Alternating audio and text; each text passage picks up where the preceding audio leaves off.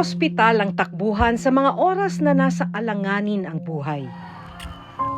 Pero paano kung ang mismong pagamutan ang siyang nangangailangan ngayon ng tulong at unti-unting lumulubog? Mamagda kayo! Papaano ito magsasalba ng buhay? Kung tutuusin, hindi dapat ito nararanasan ng anumang komunidad dahil may mga proyektong inilaan ng pamahalaan para magprotekta sa kanila. Pero ibinulsa lang daw ng ilang opisyal ng gobyerno at maging ng ilang mambabatas.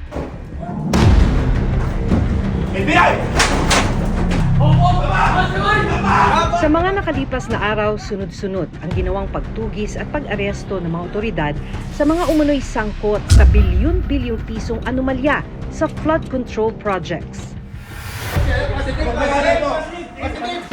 Habang 8 kongresista o mga tinaguriang contractors ang idinadawit din sa anomalya sa flood control projects. Ano ang kahihinatnan ng investigasyon ng isa sa pinakamalawak at pinakamalaking corruption scandal sa bansa?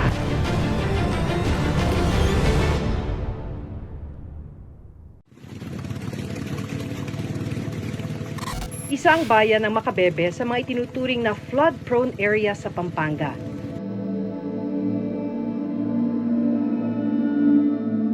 Pero hindi lang mga bahay ang lumulubog sa tubig. Dahil maging ang ilang pasilidad gaya ng pampublikong ospital, lubog din sa baha.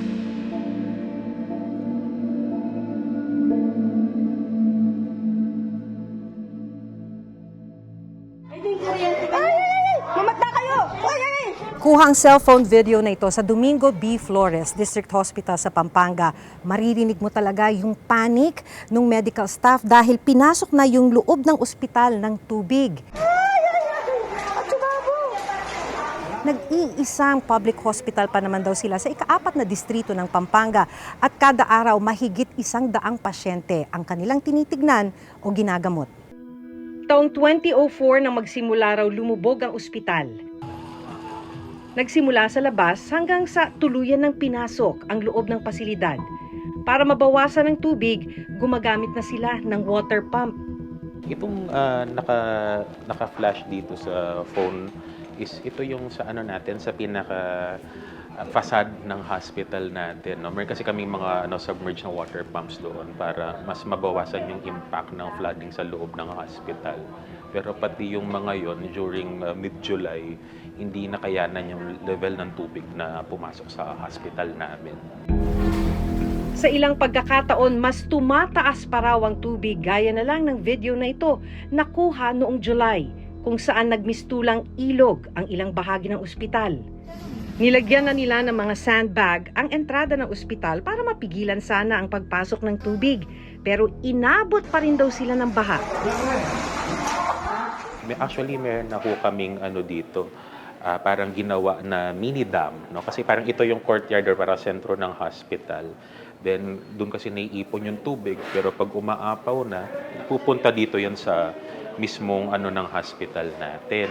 No? Naglagay na sila ng doon ng parang concrete barriers, pero pati yun natitibag sila. Paghupa ng tubig, tulong-tulong ang mga healthcare workers sa paglilinis at paglilimas ng tubig. Pero ang problema, marami sa kanilang mga gamit unti-unti nang nasisira dahil palagi raw nalulubog sa tubig. Mga nasira natin, no, or rendered unusable, mga IV fluids, mga pangswero, no? Kasama din dyan yung mga metal charts, mga paglagyan ng charts ng pasyente. Some files ng pasyente, yung mga admission files nila na tangay din ng tubig. No? Ang mga nasira pa natin dito are yung mga hospital equipments natin, especially sa dental. Kasi ang dental namin sa ground floor lang sila na soak and submerged din siya. Yung mga gamot na yon na-report din sila. No? Kasi hindi namin sila magamit, no, dahil nga nababad sila. Ayaw naming sumugal na kahit nasabihin namin hindi siya expired, pero na-expose siya sa elements, unfavorable elements and unfavorable storage. Ipinakita rin sa amin ni Dr. Nathaniel Mercado ang iba pang pasilidad sa kanilang ospital. Papunta tayo doon sa parang sentro ng complex ng hospital, no. So ito kasi yung ER, ito yung parang usual entrance ng mga pasyente and also some of our employees. This is the admitting section, no. So ito po yung ng hospital natin. Parang sentro ng hospital natin, no. Dito po yung ating laboratory and also yung sa imaging natin. Pero kadalasan sa dulo, 'di ba, yung ating respiratory wards, no? Kasi po divided po yung mga wards natin into section, pero majority po nito is nagkakatubig po sila. Kapansin-pansin din ang marka ng tubig mula sa pader ng ospital. Ang ilang kagamitan, kinakalawang na rin. Ito po yung isa sa mga inano namin kasi po merong po dyan, umuusbong po ang tubig po dyan kapag nag-high tide po tayo. No? Kaya po, yung pong mga yan, pinapakumpuni po namin sila para at least kung magkakaroon man ng tubig, to at least man lang ma-minimize and ma-mitigate yung effects nito po sa amin. Sa mahigit isang dekadang paglubog ng komunidad, sanay na raw ang mga healthcare workers sa ganitong sitwasyon. Actually, dito kasi sa hospital namin, naging prepared na yung mga tao. So kapag alam nila na magkakaroon na ng bagyo, automatic dala na nila yung mga PPE nila. Pag mag-duty sila, hindi lang boots dala nila, pati tsinelas. Pero malaking hamon pa rin daw kung paano sila makakapagbigay ng maayos na serbisyo para sa mga pasyente. Lalo pat nito lang nakaraang taon, isang pasyente ang kinailangan pang isakay sa bangka para mailipat ng ibang ospital habang naka-intubate. Lubog na nga sa baha, dagdag pa sa problema nila ang kakulangan sa kama ng ospital. Lagpas sila ngayon sa kanilang bed capacity. So imagine, 25 bed per nako-confine sa atin is nasa 50, 51. So we are operating at 200% capacity kadalasan. Yes. Lagi kami tinatanong ni Gov, lagi niyang sa amin is sa Makabebe, no, kung meron lang lupa pa na mahanap na pagtatayo ka ng hospital, patatayuan ko kayo. It impairs yung aming healthcare delivery. So, nakakalungkot, no? Kasi sa ganito, hindi lang yung manpower ko yung affected. Hirap silang pumunta dito, no? Hirap din silang makaalis.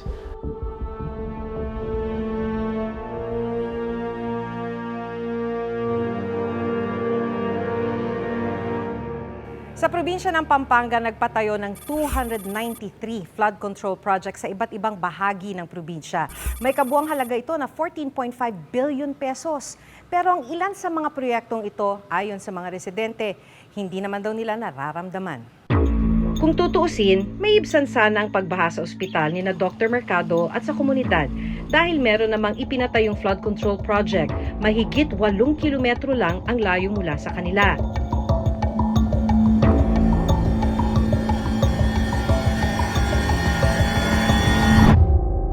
Pero para sa mga residente sa lugar, tila hindi naman naging epektibo ang proyekto. Sa dokumento mula sa DPWH, sinimula ng construction of dike, Barangay Bebe, Anak, Masantol to Barangay San Esteban, Macabebe, Pampanga noong July 2024. At October 2024 naman ang original contract expiry date. Mahigit 9.2 million pesos naman ang original contract cost ng proyekto. Ang contractor ng proyekto, N22 Construction and Trading. Nakasaad din sa dokumento na 100% completed na raw ito at na-disburse o nabayaran na rin ng buo ang proyekto. Ayon sa kagawad ng barangay na si Pablo Manansala, matagal na raw na tinitiis ng mga residente ang matinding pagbaha sa kanilang lugar. Talagang malaki ang tubig dito. Halos hindi kami natulog, tinitingnan namin yung mga ito, katulad nito ngang delikado. Ito lang ang pinaka-critical itong nangyari sa buhay namin dito sa itong taon na ito, yung biglang lumaki ang tubig. Nagpadala kami ng sulat sa kontraktor para kunin ang kanilang panig. Sa written statement na ipinadala ng contractor sa reporter's notebook, sinabi nilang naipatupad nila ng maayos na inspeksyon at nakumpleto ang proyekto batay sa programs of work, plano at specification ng DPWH 1st Pampanga Engineering District Office. May itinuturo ang mga residente na isa pang proyekto na hindi pa rin tapos. Isang tulay na mag-uugnay sana sa mga bayan ng Macabebe at Masantol. Ito yung mga dokumento na nakuha namin mula sa DPWH. At nakalagay dito na yung proyekto nagkakahalaga ng 47 million pesos. Sinimula nito noong March 2024 at may original completion date ng September 2024. Pero hanggang ngayon, hindi pa rin ito tapos. Santo Cristo Construction and Trading Inc. ang contractor ng proyekto. Pinadalhan namin ng sulat ang contractor ng proyekto para tanungin kung bakit hindi natapos ang proyekto, pero wala silang sagot sa amin. Dahil inabandona ang tulay, mga bangka ang naging pangunahing transportasyon ng mga residente rito. Maapektado kami dito, hindi natuloy yung trabaho nila dito sa pagpunta namin sa bayan. Halimbawa, yung mga taga-barangay San Esteban, nagbabangka pa dito, papuntang bayan. Ang nagagastos po nila ay napakalaki sa pamasahe lang. Magmula barangay San Esteban hanggang dito, 150 na. Tapos pagdating dito, magta-tricycle pa silang papuntang bayan, another 150 na naman. Di kalayuan sa hindi natapos na proyekto, isa pang project ang kasalukuyang ginagawa. Sa dokumentong nakuha ng reporter's notebook mula sa DPWH, February 2025, sinimula ng construction of San Esteban Bridge, Phase 3, Macabebe, Pampanga. Ang contractor, St. Timothy Construction Corporation, na pagmamay-ari ng mga diskaya. Ang halaga, mahigit 137 million pesos. January 2026 sana ang target matapos ang proyekto. Pero nakasaad sa dokumento na terminated na ang proyekto matapos ma-blacklist ang kontraktor. Ayon sa municipal engineer ng Macabebe, Pampanga na si Engineer Lorenzo Vicente, malaking bagay ang pagpapatayo ng mga daan at tulay sa kanilang bayan para maabot ang mga residente na nasa coastal areas. Hindi siya tuloy-tuloy. Pa-ini-initial siya. Initial dito, initial doon, initial doon. Nandyan na yung mga piece na yon. Pero hanggang ngayon, hindi pa rin magagamit. Hindi ko pa na-total yung kabuuan, pero ang laki na ng budget na naibaksak. Pero hanggang ngayon, hindi pa rin magamit doon sa area doon. Mahigit 2 buwan na mula nang buuin ang Independent Commission for Infrastructure o ICI. May napanagot na ba sa mga di umano'y sangkot sa katiwalian sa mga flood control projects? Nito lang November 21, nag-issue ang Sandigan Bayan ng warrant of arrest laban kay dating Ako Bicol Party List Representative Zaldico at 17 iba pa.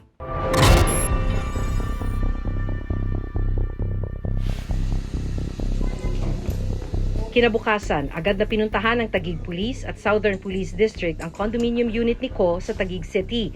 Bit-bit ang warrant of arrest. Para sa mga kasong malversation of public funds through falsification of public documents at 2 counts of graft para sa umano'y substandard na flood control project sa Nauhan Oriental, Mindoro. Pero mga tauhan lang daw ni Ko ang naabutan ng mga otoridad.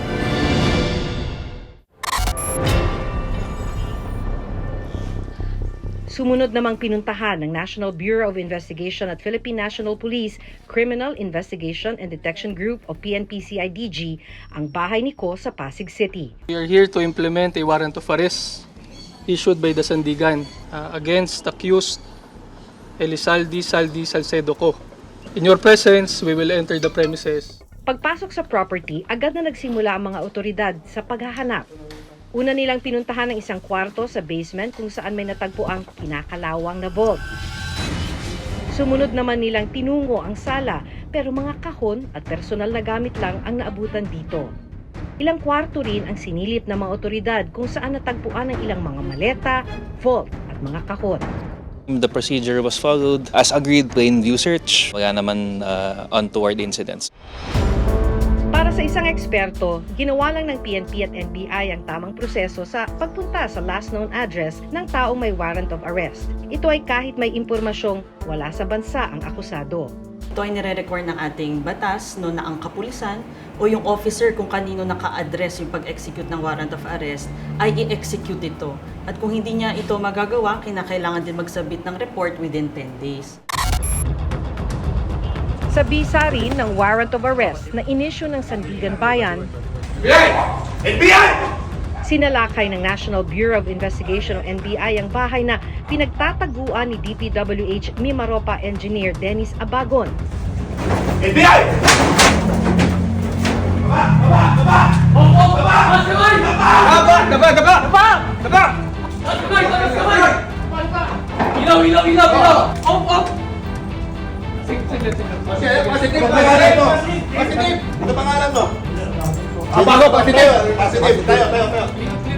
Isa rin si Abagon sa mga isinasangkot sa maanumalyang flood control project sa Nauhan Oriental, Mindoro. Sinampahan siya ng kasong paglabag sa Anti-Graft Corrupt and Practices Act at malversation of public funds.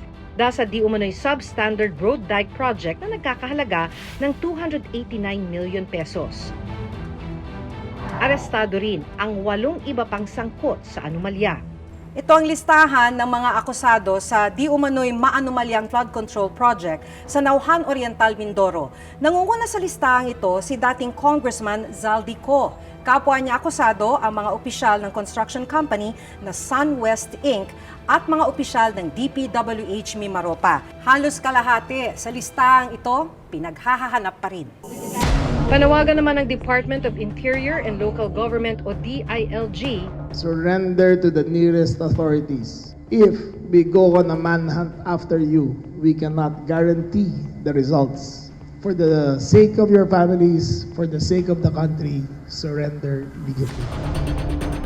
hinihintay na rin ng DILG ang paglabas ng red notice laban kay Zaldico.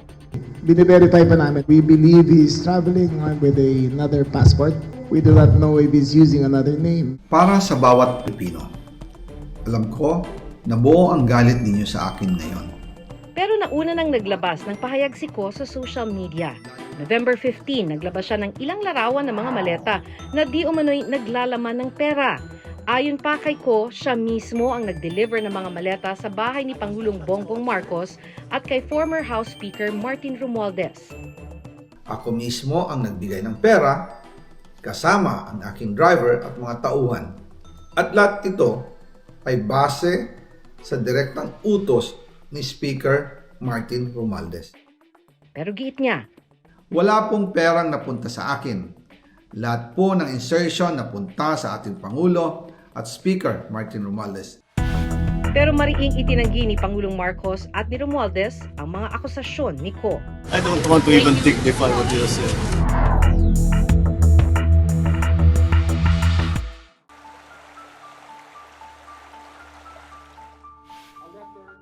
Nito lang Miyerkules, inirekomenda ng ICI ang pagsasampa ng mga kasong plunder, graft, direct bribery, paglabag sa Code of Conduct and Ethical Standards para sa mga opisyal ng gobyerno at Government Procurement Act laban sa 8 kongresista o mga tinaguriang contractors na sangkot umano sa anomalya. Tinawag silang contractors dahil nagmamay-ari o may kaugnayan sila umano sa mga construction companies na nakakuha ng kontrata mula sa gobyerno, habang sila ay nasa posisyon bilang mambabatas.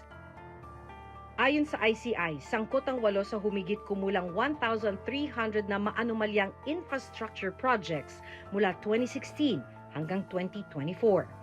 This congressman should not be engaging in private business activities that conflict with their official duties.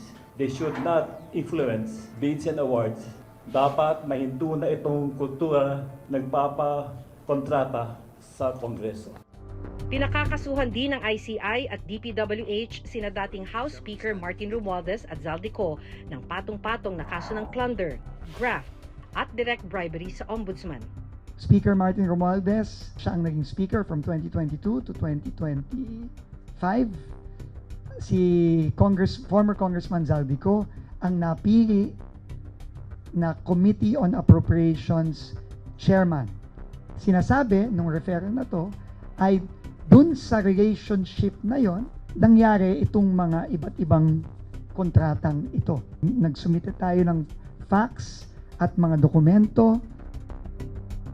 Siyempre, importante yung mga ongoing investigations na ito para mapanagot yung mga may kinalaman sa corruption regarding dito sa flood control. Bukod sa criminal, maaari din silang makasuhan ng administratibo, meaning hindi na sila pwedeng mag-run for public office.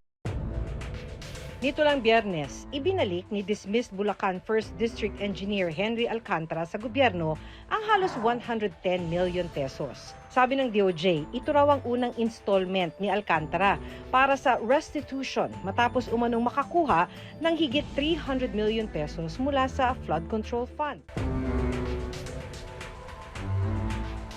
Nakapanlulumo na ang pampublikong ospital na takbuhan ng mga may karamdaman, lumulubog at unti-unting naghihingalo. Ang masaklap, may pondo naman para sa proyektong pipigil sana sa pagbaha. Pero mukhang hindi naman daw ito epektibo. Habang patuloy na lumalawak ang investigasyon sa mga anomalya sa flood control projects, unti-unting nalalantad kung gaano kalalim ang korupsyon sa bansa. Kaya kailangan nating patuloy na magbantay, magsuri at tiyaking walang makalulusot sa ginawang pagnanakaw sa kaban ng bayan. Hanggang sa susunod na Sabado, ako si Maki Pulido at ito ang Reporter's Notebook.